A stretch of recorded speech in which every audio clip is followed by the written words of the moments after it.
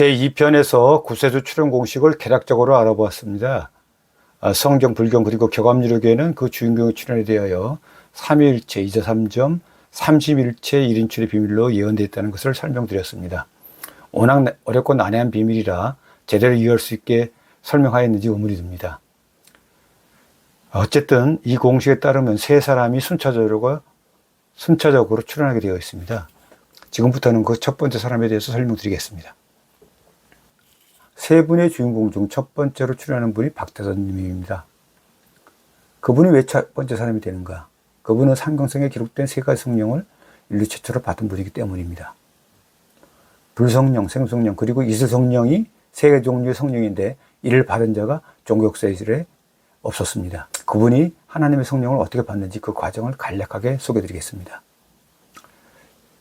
박태선님은 평안남도 덕천 출신입니다.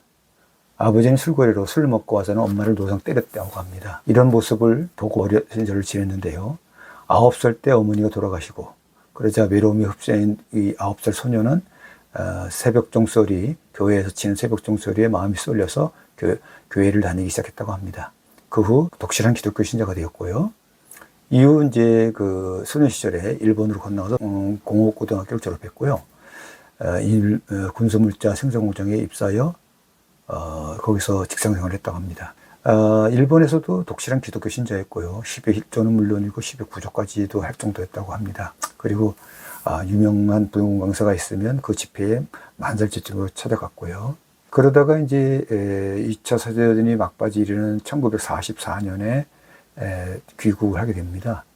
귀국을 해서 남대문고회를 다니게 됐습니다. 남대문고회를 다닐 때도 열심쟁이는 어딜 가도 열심쟁이입니다. 계속 열심히 신앙생활을 했고요. 그러다가 어느 날 이성봉 목사의 불무 집회가 있는데 거기에 가서 정말로 생사를 걸고 정말로 사생결단하는 자세로서 그 하나님께 응답을 받겠다는 작정하고 식음을 전파하고 주야로 매달렸다고 합니다. 사흘 때 되는 날 새벽녘에 윤광제처럼 뜨거운 불덩어리가 박태선 장로님의 그 전신을 쏟아부어 들어왔고 너무 뜨거워서 그 자리에서 떼굴떼굴 굴렀다고 합니다. 온몸이 떨렸고 몸을 전부 제로 만들어 버릴 정도로 느껴졌답니다. 얼마 후에 좀 안정이 돼서 무릎 꿇고 하나님께 감사의 눈물로 기도를 드렸고 그렇게 이제 계속 그 불성신이로서 온몸이 뜨거운 그런 것이 계속됐다고 합니다. 이것이 성경에 나오는 사도행전 2장 1절에서 4절에 나오는 기독교인들이 말하는 불성령을 말하는 것입니다. 불성령을 받으신 거죠. 이러한 박태선 장로님의 행적이 교감유력에 예언되어 있습니다.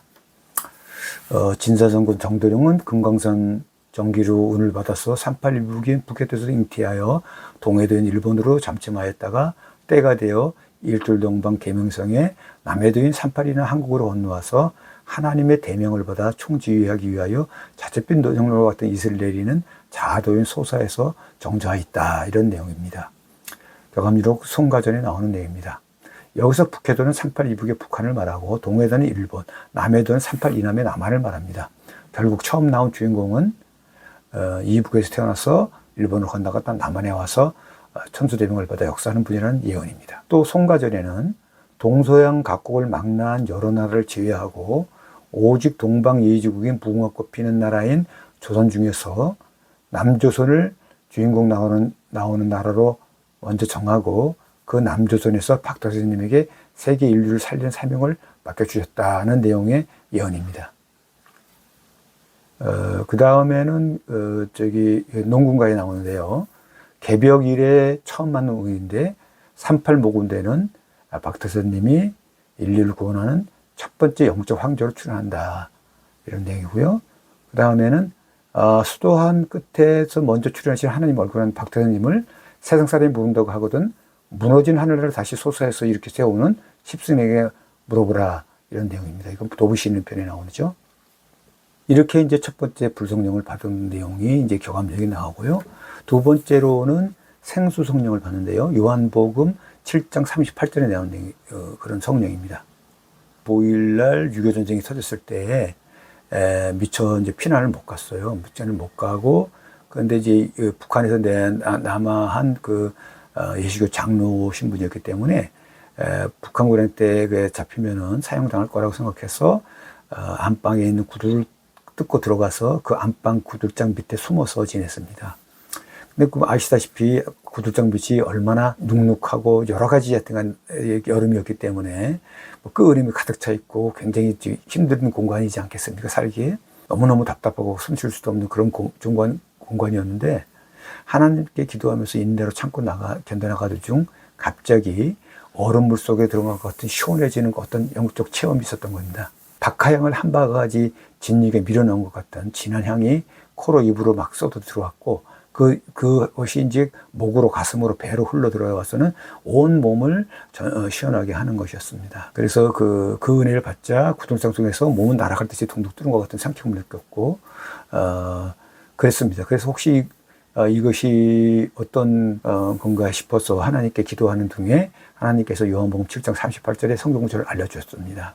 사람이 나를 믿으면 성경의 이름같이 그 배에서 생수가 강같이 흐르리라 하시니 이는 믿는 자들이 받을 성령을 말씀하는 것이니 이러면 내지죠. 그러니까 생수가 강같이 흐른다는 것으로 그런 생수 성령을 받은 것입니다. 3단계 성령이 이슬 성령을 또 받았는데요. 그거는 이제 6.25 전쟁 때 중간군들이 참전하면서 인해전술로서 우리 유엔군과 국군이 밀려서 일사후퇴가 있었지 않습니까? 그때 일사후퇴에 도망간다고 이제 피난한다고 하는 것이 겨우 이제 평택으로 가셨는데요.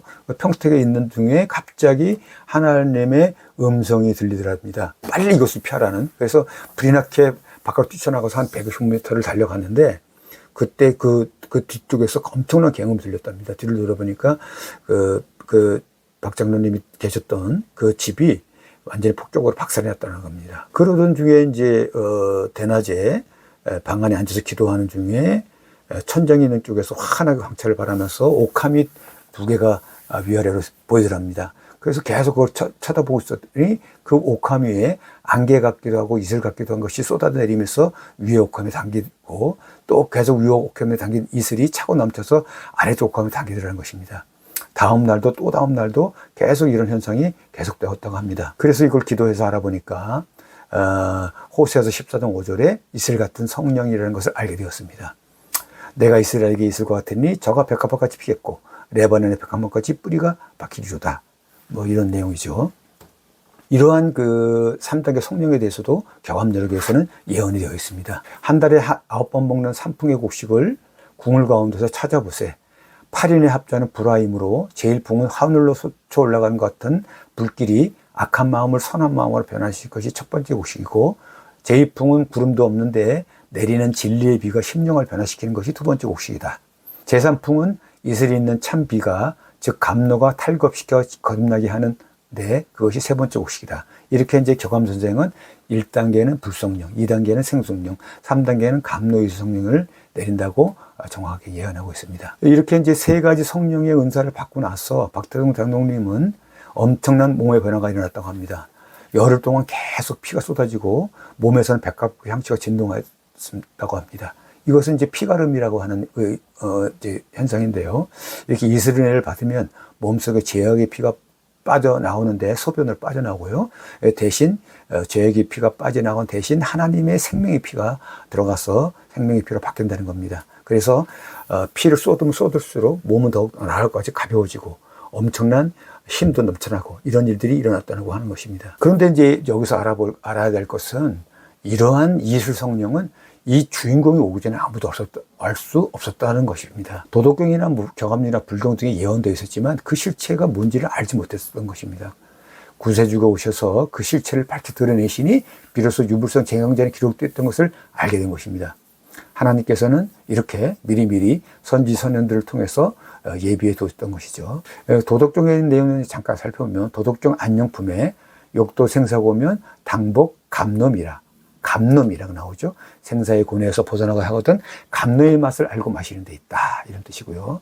불경 대반 열반경 5권에도 사자명왈 신괴종명 신괴명종 실처무사 즉시감노자 시감노자 진해탈이라 죽는 자는 몸이 무너져 생명이 끝나는 것이니 이것은 죽음이 없다. 즉 이것이 감로다. 이 감로를 마시는 자가 진짜 해탈자다. 이런 내용입니다. 이제 또 교감적 성운론에는요. 감로 여구 보혜대사 정도령이 비출하여 뇌성병력 전섬신의 1차, 2차, 제3차로 자학무 화연 중에 구세주가 강림하니 감로의 의를 비어 내리는 보혜대사인 정도령이 비출하여 이슬과 같은 은혜가 내리는데 그 이슬 은혜가 마치 뇌성병력이 칠 때 번쩍이는 성광 같이 순식간에 빛이 방사된다. 1차, 2차, 제3차로 출현하는 마지막 세 번째 완성자 구세주를 통해서 내리는 이슬 은혜가 자줏빛 노을의 이슬 안개와 같이 불과 같이 내리는 중에 구세주가 오셨다. 이런 내용입니다. 이 내용을 조금 더 설명드리면 1차, 2차, 3차로 자황무 화연 중에 구세주가 강림하니 이렇게 돼 있잖아요. 여기서 1차 나타나는 분은 박태선 영림이고 이분이 출연한 뒤에 2차로 또 다시 한 분이 나오고 3차로 또 한 분이 나와서 3차 출연하는 분이 구세주다 이런 말씀이죠. 여기서 화우로 산풍이 1차, 2차, 3차로 진행되면서 구세주가 오신다고 했던 것입니다. 이런 이슬 성령은 하나님께서 6천년간 극비리에 준비하시 이룩한 완성된 것으로서 인류의 구세주를 출현시키기 위하여 준비한 것입니다. 그러므로 박태선 장로님은 평범한 하나님 사람이 아닌 아주 특별한 사명을 받은 하늘의 사명자라는 점을 인식해만 합니다. 이와 같은 엄청난 감로의 성령의 역사가 박태선 장로님 통하여 최초 길이 열렸으니 이 얼마나 놀라운 일이 아니겠습니까? 완성된 완전한 성령을 받은 존재를 성경은 감람나무라고 표현하고 있습니다. 내가 그에게 물어 가로되 등대 좌우에 두 감람나무는 무슨 뜻입니까? 하고 다시 그에게 물어 가로되 금기름을 흘러내리는 두 금감 옆에 있는 이 감람나무 두 가지는 무슨 뜻이니까? 스가랴서 4장 11절에서 12절에 있는 내용이죠. 여기서 금기름을 흘러내리는 두 금관 옆에 있는 이 감람나무 두 가지라는 말이 나오는데요. 성경에서의 기름은 성령을 말합니다. 기름이 성령이라는 것은 알겠는데 그냥 기름이라고 한 것이 아니라 금 같은 기름이라는 표현을 썼거든요. 그러면 금 같은 기름이라는 것은 보통 기름이 아닌 아주 특별한 기름이라는 뜻이죠. 바꿔 말하면 성령은 성령인데 아주 값진 최고의 성령이라는 뜻이 되는 것입니다. 그러면 아주 값진 최고 성령은 뭘 말하는 것이십니까? 마지막 완성의 완전한 성령인 제3단계의 성령인 이슬 성령을 말하는 것입니다. 이처럼 이슬 성령은 완성된 은혜인데 이 이슬 은혜가 내린다는 것은 완성된 존재인 감람나무라는 존재가 출현한 것 뜻하는 것입니다. 그래서 박태선 장로님을 감람나무 장로님 또는 감람나무 영문이라고 불렀던 것입니다. 이런 것이 다 모든 게 예언에 응하고 있는 것입니다. 오늘 여기 말씀 들어주신 분들 감사합니다.